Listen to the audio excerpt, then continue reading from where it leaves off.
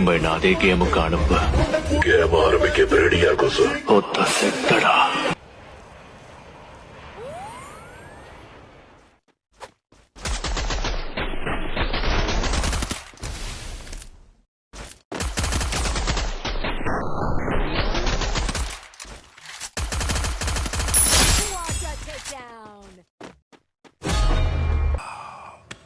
வாடாய மச்சி வாழக்க பஜ்ஜி உடம்ப பிச்சி போட போறம் பஜ்ஜி.